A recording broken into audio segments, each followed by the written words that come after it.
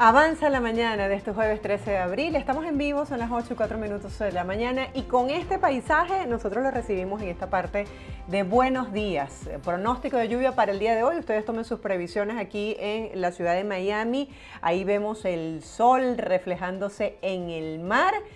Y le decimos buenos días, estamos de vuelta con más información. Como cada jueves recibimos a nuestra compañera Gabriela Peroso para que nos ponga en perspectiva periodística de esos temas que son noticia. Gaby, buenos días, un abanico de noticias relacionadas con Venezuela el día de hoy. No sé con qué quieres empezar. Buenos días, Marjorie. Me encanta que me recibas con ese sol resplandeciente. El día de ayer no lo vimos en No. las 24 horas, fue lluvia ininterrumpida, así que siempre ese bañito de sol nos hace mucho cariño al alma de todos. Así Bueno, es. mucha información en Venezuela, Marjorie, tal y como tú lo dices, un abanico de informaciones. Hay que, en principio, ver lo que han sido esas declaraciones por parte de Estados Unidos. Ujú. Recuerden que durante toda la semana se ha dado un rumor que incluso ha sido reconocido o por lo menos respaldado de que se podría dar la detención del líder opositor Juan Guaidó dentro de Venezuela, quien fue presidente encargado de Venezuela. Incluso el día de ayer le consultaban directamente a Estados Unidos sobre esa posibilidad. Ellos no daban veracidad a esa información, sencillamente decían que iban a haber consecuencias si seguía la represión en Venezuela. Si uno lee entre líneas, ya no es tan contundente la manera en la que los oficiales de Estados Unidos se refieren a esta figura en particular, a la figura de Juan Guaidó, y hay varios analistas que han apuntado que hay varios escenarios distintos en la nueva Venezuela. En primer lugar, bueno, ese gobierno interino fue disuelto por la propia oposición. Una decisión que además al parecer les ha costado bastante caro porque había dinero de ayuda internacional que se canalizaba a través de la legalidad que tenía este mecanismo. Existía un poder ejecutivo en Venezuela y a través de él se podían defender los recursos en el extranjero y además había también una vía expedita para que esa ayuda internacional pudiera llegar. Prácticamente toda esa ayuda sigue frenada. Hay quienes dicen que van a modificar nuevamente ese estatuto de la transición para crear una presidencia encargada y que no solamente sea el parlamento del país el que se encargue de llevar las riendas de este gobierno interino, de este interinato. No sabemos si eso realmente es así, incluso les haría reconocer un error que se habría cometido con respecto a esta lucha por la democracia que tienen. Pero volviendo a ese tema de la posible detención de Juan Guaidó, hay muchos temas que nos hacen analizar realmente cuál es la situación política y social del país. En primer lugar, esa disolución del gobierno interino y una comunidad internacional que tiene demasiados problemas adicionales que tiene que atender. Hay amenazas nucleares, se complicó la situación en Israel, el tema de Ucrania no cesa, Rusia sigue avanzando, vemos que Francia va a China y dice que no necesariamente podrían estar del lado de Estados Unidos en el conflicto de Taiwán. Tenemos a un mundo que es un polvorín y obviamente los países quieren ayudar, pero no pueden estar centrados en el tema venezolano. Esa ausencia de apoyo o esa ausencia de atención nos hace muchísimo más vulnerables y podría ser que el régimen de Nicolás Maduro tome decisiones en este sentido, no solamente tratándose de Juan Guaidó, sino que se hagan otro tipo de detenciones. Hay también quienes dicen, ya tienen bastante rato con esta novela del tema de la corrupción de Venezuela, que luego podemos analizar un poquito los últimos números que daban, Marjorie, y dicen que ahora necesitan darle la vuelta a esa narrativa y que la corrupción no solamente sea del lado chavista, sino que también sea del lado de la oposición y que podrían aprovechar el tema monómeros para justamente ir en contra de algunos opositores incómodos que se quedaron además dentro de Venezuela y que para el régimen de Maduro se trata de una debilidad. Que Juan Guaidó todavía siga haciendo vida dentro de Venezuela, para ellos es una debilidad. También el estancamiento en México, ellos podrían entonces desviar la atención. Es decir, hay una cantidad de elementos que podrían favorecer a Nicolás Maduro de practicar este tipo de represión, deteniendo a Juan Guaidó o haciendo una acción contundente y que entonces quede enmarcado en algunos comunicados oficiales que hagan. Vemos que Estados Unidos no tiene la contundencia que tenía en el pasado, así que es una preocupación que tienen algunos dirigentes de oposición y que tenemos que ver si va a ser manejada de esta manera. Ellos por lo menos lo están alertando para tratar de evitar que suceda. Me gustaría, Gaby, que puntualizáramos sobre la posición de los Estados Unidos y conocer tu análisis sobre estas palabras textuales que compartieron a través de los medios de comunicación citando a un portavoz del gobierno de los Estados Unidos. Dice así: Washington revisará y ajustará su régimen de sanciones si Maduro no negocia de buena fe. ¿Qué significa no negociar de buena fe, tomando en cuenta que no se ha avanzado en esto del diálogo? Marjorie, es que ese es el gran tema. Yo creo que la buena fe no ha estado presente ni en esta negociación ni en ninguna de las anteriores. Estados Unidos tiene una política de acercamiento porque justamente la visión que tiene el gobierno actual es: no le doy palo y palo y palo y palo, porque eso en teoría al final afecta al pueblo venezolano, sino que creo cierta apertura para que hayan ciertos respiros para el pueblo. Y adicionalmente trato de acercarme a estos para poder crear espacios democráticos. ¿Qué ha pasado durante todos estos meses? Nada de eso ha pasado. Estados Unidos ha cedido en una cantidad de cosas. Hay concesiones para el Caribe venezolano, para materia energética. Hay compañías norteamericanas que están extrayendo petróleo del suelo venezolano. Se han liberado a personajes y criminales que tenían juicios dentro del país. Se está estudiando el tema de Alex Saab. ¿Y qué ha pasado de vuelta? ¿Hay alguna garantía democrática? ¿Se han liberado los presos políticos que deben liberarse? ¿Se ha flexibilizado la dictadura en Venezuela? Nada de eso ha pasado. Es más, ni siquiera se han vuelto a sentar en México. Simplemente hablan de que México podría estar, un acuerdo social, entonces después sale Jorge Rodríguez diciendo que el dinero que les prometieron no está y ponen las condiciones como quieran. Hace unos días el presidente de Colombia, Gustavo Petro, dice que van a hacer un nuevo diálogo con la comunidad internacional para abrir las puertas hacia esas elecciones democráticas. No negocian de buena fe. Y entonces Estados Unidos dice que no negocian de buena fe, que podrían no levantar más sanciones o colocar algunas otras. Y leemos entre líneas que no es tan contundente como solía decir. Si detienen a Juan Guaidó va a haber una respuesta contundente. O si hay más presos políticos en Venezuela, o si hay más represión. ¿Cuántos medios de comunicación han cerrado en los últimos años y en los últimos meses?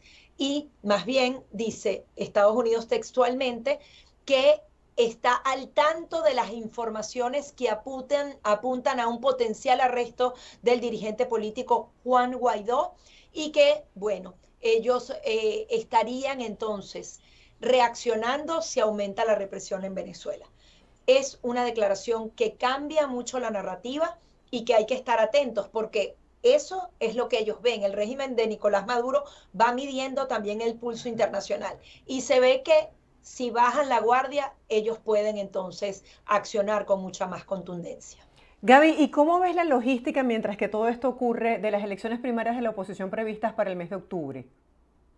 Bueno, están tratando de hacerlo de manera interna, pero yo quería poner el marcador amarillo en el tema internacional.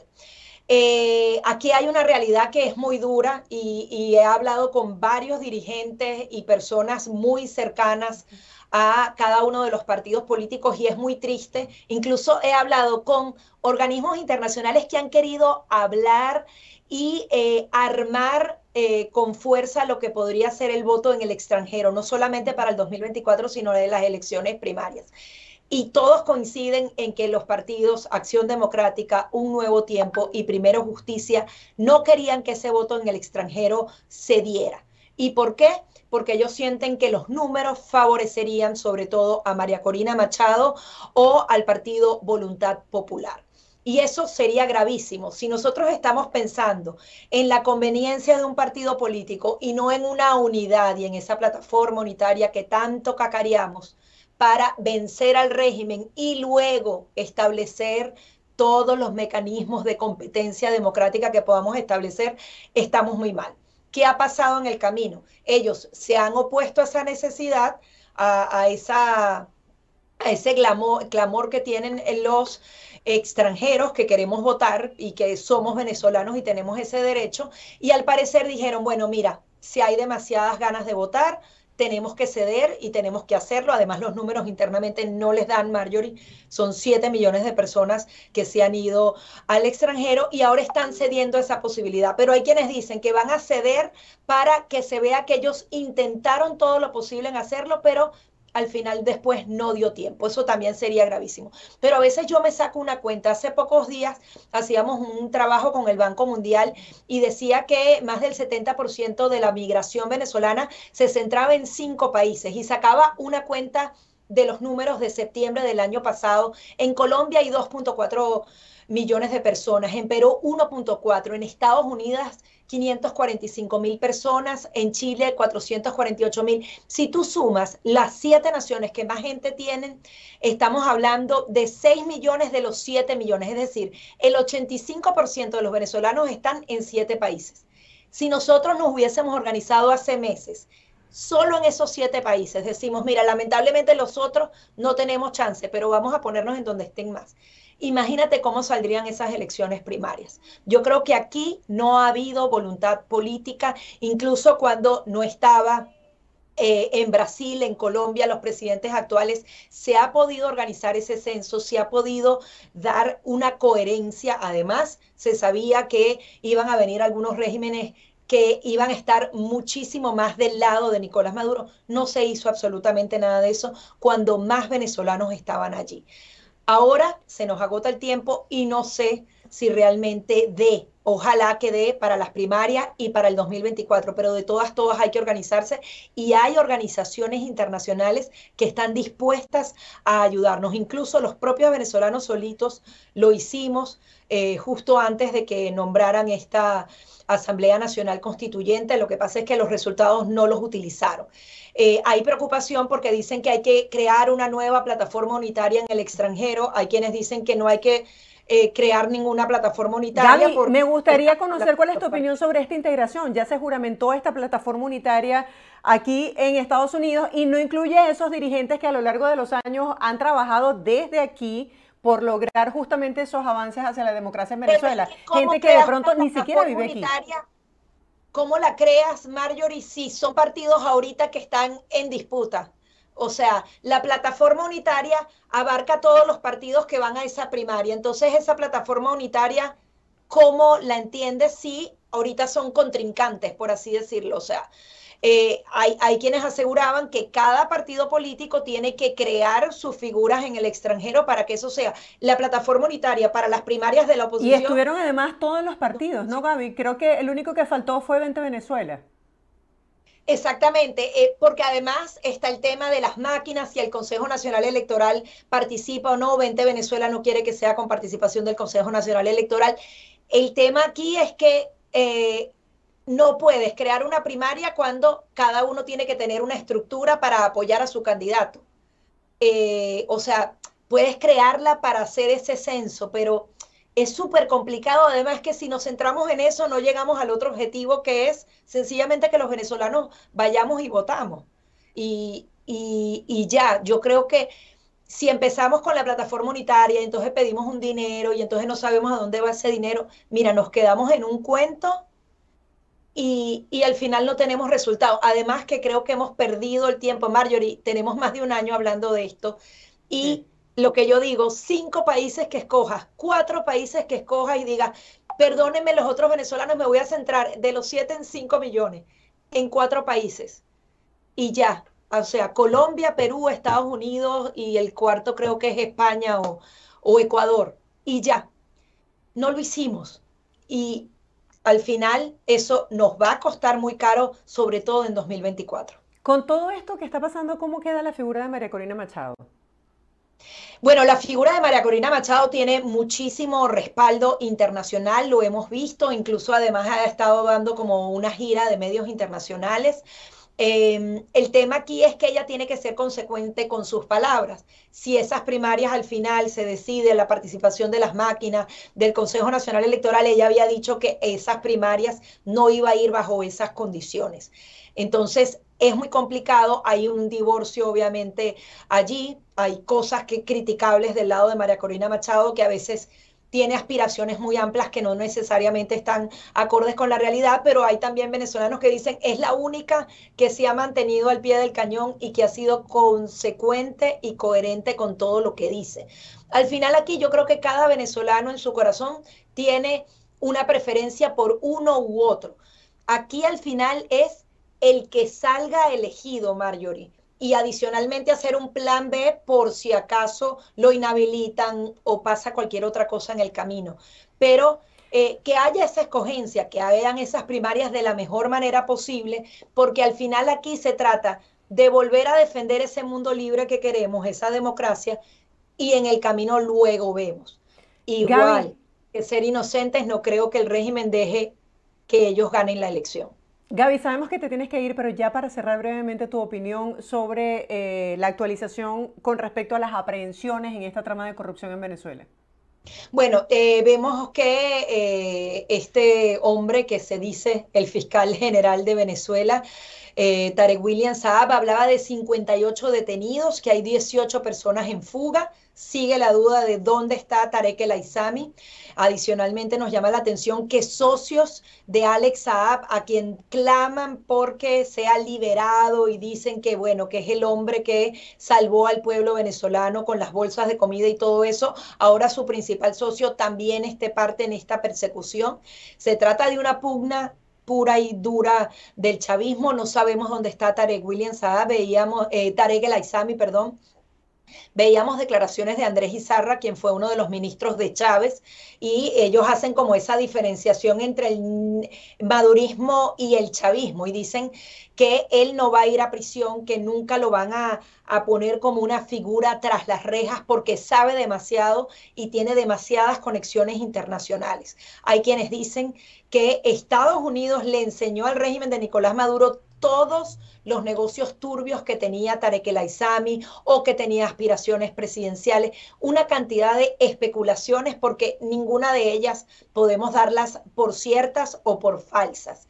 El tema aquí es que ellos entre ellos mismos están redibujándose internamente a voluntad, y eso hay que tenerlo muy claro, no es que han sido presionados, y estamos hablando de 58 personas de su propio seno, lo habíamos dicho la semana pasada, la dictadura o la revolución se come a sus propios hijos y hay que ver qué va a pasar. Ojalá eso crea algunas grietas, así como ya no podemos tener un diálogo abierto, unas elecciones libres y justas, ojalá que esas grietas puedan entonces permear y debilitar a ese régimen. Sin embargo, como lo están haciendo a voluntad, yo creo que ellos no se van a debilitar, sino más bien fortalecer, y el que sea más férreo y fiel al régimen de Nicolás Maduro, entonces sería el que va a permanecer, porque existía esa duda. Nicolás Maduro también tiene que ser eterno como lo fue el comandante Hugo Chávez. No necesariamente, entonces hay que ver qué pasa también ahí a lo interno, pero todo parece apuntar